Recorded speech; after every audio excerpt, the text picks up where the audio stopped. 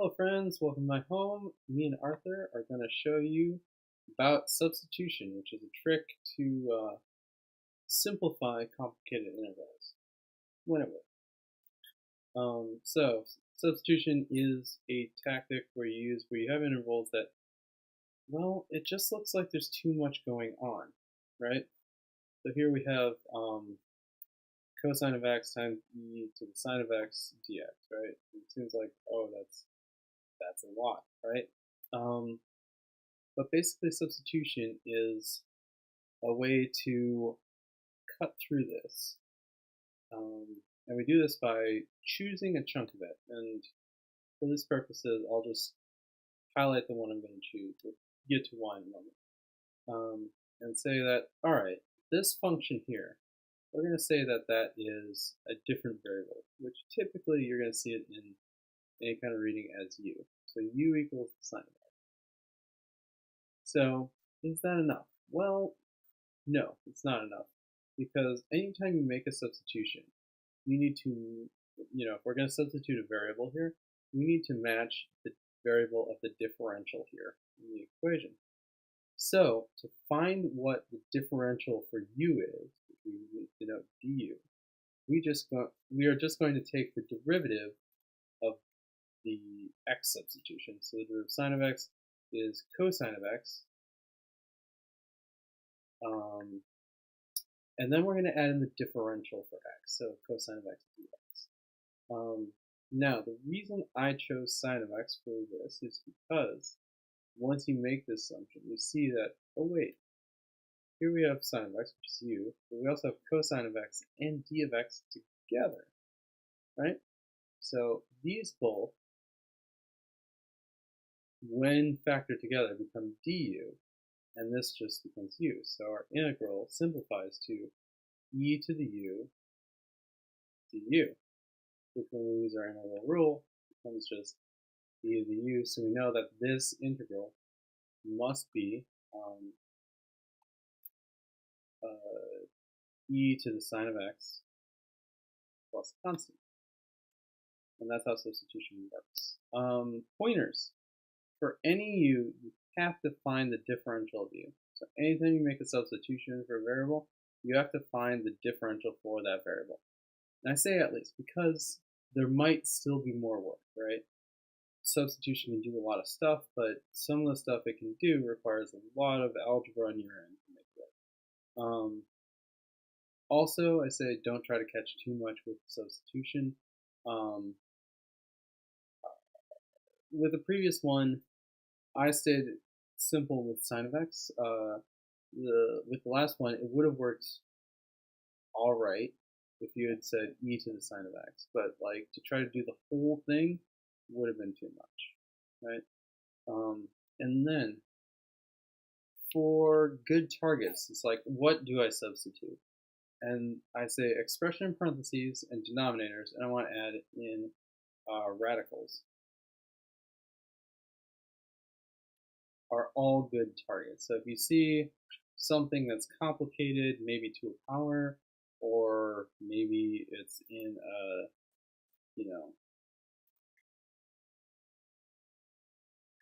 maybe it's in a trig function, these things are both good substitute if you do something under a radical. These are all good targets for potential substitution. Now they may not work. It's a problem with substitution. Like you can make wrong guesses and it can lead you to wasting time. But those are good pointers for going. So this is how you use substitution. The most straightforward way of substitution is constants, specifically managing constants, right? So here we got sine of x over 3 dx, and I'm like, well, okay, I could kind of figure this out on my own, but let's, just to make sure I don't forget anything, use the substitution. If u is x over 3, that means du is, of course, dx over 3, which means that dx is going to be 3 du. When we make our substitution, we replace this with u, and we replace this with 3 du. So this becomes integral 3 sine of u du. It'll allow me to move the 3 around as much as I want. In fact, most of the times, if you see me doing this, I'll just take this 3 and not even have this middle step and move it just outside the integral entirely. So that when you take your antiderivative, you get negative 3 cosine of u plus c, which when we substitute back in, negative 3 cosine of x over 3 plus a constant, right? So using this constant substitution made sure we didn't forget how this divided by 2 works. And again, over here we've got e to the negative 4th x dx. So we don't want to forget about our constants. So we say negative 4x equals u, which means that du equals negative 4 dx, which of course means that dx is negative 1/4 du. So when we substitute in, we get the negative 1/4 integral e to the u du, which means it's negative 1/4 e to the u plus a constant, which means it's negative 1/4 e to the negative 4x plus some constant, right? Again, our substitution wasn't strictly necessary, but it just made sure that it took a little bit of load off our minds so that when we manage the constant, we make sure that everything's accounted for. Here are some kind of tricks with constants that you run up when you're doing the inverse trig functions things. So this looks most like a tan inverse function, but you may remember tan inverse, the derivative of tan inverse is 1 over 1 plus x, and we have 4 plus x squared. How do we deal with that? Well, and this is a trick that if you're just coming to this from pre-calculus, this is a trick that you've never had to do. It's never been useful before. But one of the things we can do is we can factor out this 4, even though there isn't a factor of 4 here. So that becomes integral 1 over 4 times 1 plus x squared over 4. And you may think, well, that's nice, but kind of annoying. But what does that do for me? Well, you can take this 1/4 here, bring that out front,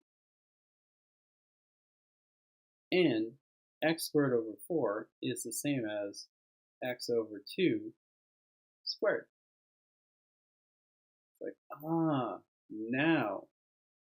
we can make a substitution where x over 2 equals u, which means that du equals dx over 2, which means that dx equals 2 du. This becomes 2/4 integral 1 over 1 plus u squared du. This 2 comes from there. So the final integral should be 1/2 tan inverse of u plus a constant. And you can sub back in so that that is 1/2 tan inverse of x over 2 plus c, right? Similar thing going on here. This resembles superficially our rule for sine inverse. But that again is 1 over the square root of 1 minus x squared. So since we have the 16 minus x squared, we can factor out 16.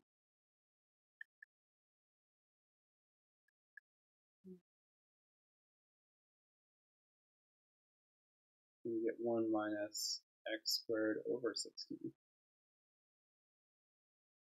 Now here we have 2 tricks. We can break the 16 out of the square root by just taking the square root of 16 and getting 4. So you'd have, and then since that's 1/4, that's you end up with a 1/4 in front of the integral.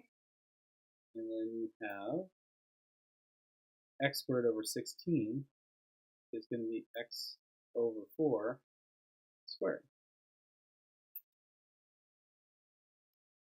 Then once again, we do our substitution.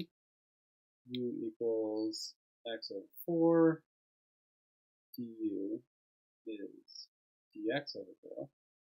And if you'll excuse me starting a new one over here, that means that dx equals 4 du.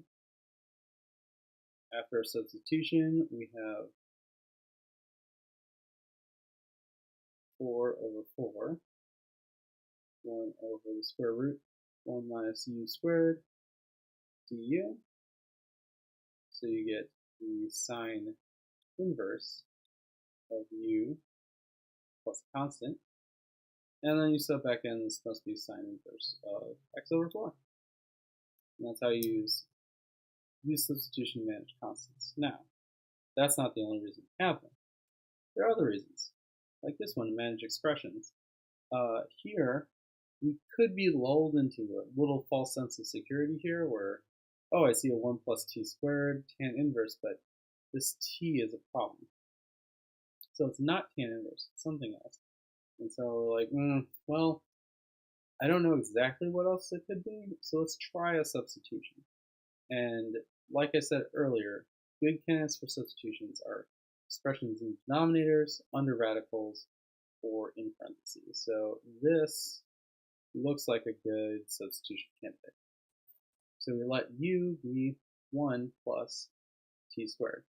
And then we find du. Well, that's going to be 2t dt. And now here's our part. Remember, we kind of guessed and hoped that this would be a good substitution. Here's the part where we try to figure out, was it a good substitution? Do I see an easily substitutable d dt? And I do. T dt. So, this is great. The t dt must equal, of course, du over 2. So when we make our substitution, we end up with 1/2 integral of 1 over u du. Again, the 1/2 comes from this. Because we had u, we had du, this. Oh, that tells us that this is a straightforward natural log kind of function. So it's 1/2 natural log of the absolute value of u plus our constant, which means it is equal to 1/2 the natural log of 1 plus t squared plus a constant. You'll notice I dropped the absolute value signs only because I can only do this because 1 plus t squared is guaranteed to always be positive. Since t squared is always positive, this adding 1 is always positive. If this were any other function, I'd keep the absolute value signs. But for this one, maybe I can drop them. Here's another option. This is probably the most algebra intensive kind of substitution. We've got an x plus 200 here, we got an x here, and it's like, I don't really know. So we make our substitution. And again, I said good candidates are things under radical sign. So our u is x plus 2. Not really a glorious substitution, but no big deal. That means that du is dx, which is nice. And that accounts for this part and this part. We still have an x. We can go to our substitution and just rearrange. X must equal u minus 2 in this case. So that accounts for that. When we make our substitution, we get u minus 2 times the square root of u du. And this doesn't look like it improves much, but it actually makes this like entirely possible because you can distribute this square root and change things into powers. So this becomes the integral of u to the 3/2 power minus 2 u to the 1/2 du. Straightforward power rule comes after that. We get u to the 5/2 times 2/5 minus u to the 3 halves times 4/3, doing some fraction multiplication, plus constant. When you substitute the x plus 2 back in, then you get 2/5 x plus 2 to the 5 halves minus 4/3 x plus 2 to the 3 halves plus constant. Hooray! Certainly a much more complicated looking result than you might think just looking back, but that is how it goes. Sometimes integrals are nasty, and this is one of those cases. This is one of those cases where it looks actually much nastier than it is. We actually have options here. There's two really good substitutions you can make. I'm going to choose the one that's kind of, well, there's reasons I'm going to choose this one. I noticed that we have the higher power in front of the tangent, so I might guess that tangent is a good substitution. And now we're going to see, well, this is as good a substitution as we thought. What would our du be if u is arctangent of x? Well, the derivative of tangent is secant squared. That's actually awfully convenient. We have a secant squared x dx. So this is one of the better substitutions you can make here, which is lovely. So you make that substitution, you end up with u to the third du. You can easily find the antiderivative, integrate that. That's 1/4 u to the 4th plus c, which means that our integral of this is 1/4 tangent to the 4th of x plus c. I said there were two substitutions you can make. You could have picked up secant tangent here. It would have been maybe a little harder.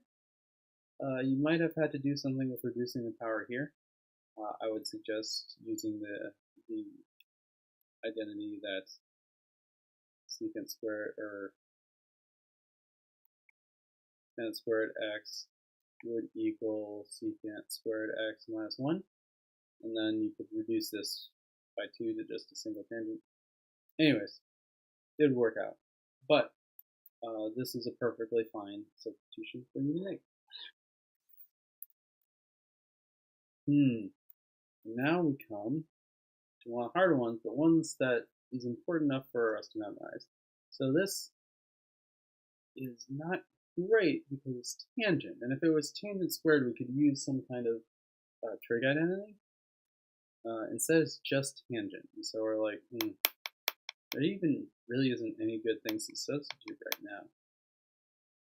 But let's fall back on what we know about tangent. A tangent is sine over cosine. Now things are becoming a little bit clearer. We have something in the denominator we can substitute. Cosine of x equals u.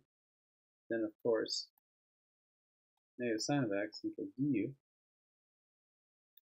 And we have a sine of x dx, right?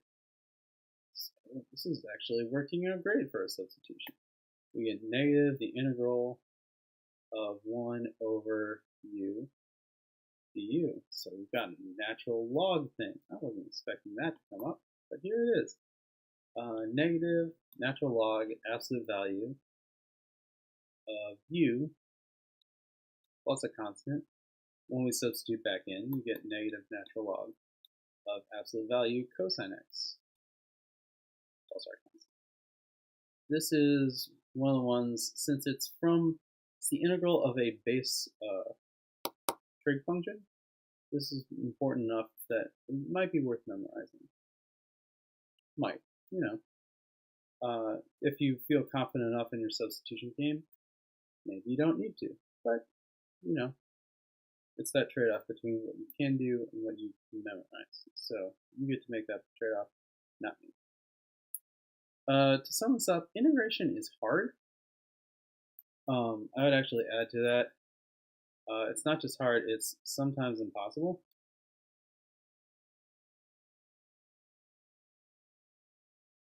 There are plenty of expressions that have no compact elementary integral, and then you just kind of don't know whether you've got one of those or you don't until you try it. And then again, problems can look very similar and have vastly different solutions, right? We have three options, and the only difference between them is whether they have a 1 in the numerator, a y in the numerator, or a y squared in the denominator. Even though those are relatively minor changes when it comes to the function behavior, they have vast consequences for like what the integral is. So this one is set up, it's a tangent inverse integral. This one, we did this one earlier, this would end up as natural log of y squared plus 1. 1/2 of that. In this one, we didn't do one like this. This one ended up, we'd have to do long division. And we'd split up into y minus this one. Right? Which are all pretty different when it comes to how they go. But yeah, substitution is going to be one of the most used tools in the tool set going forward, and you have to get used to it. So I will see you next time.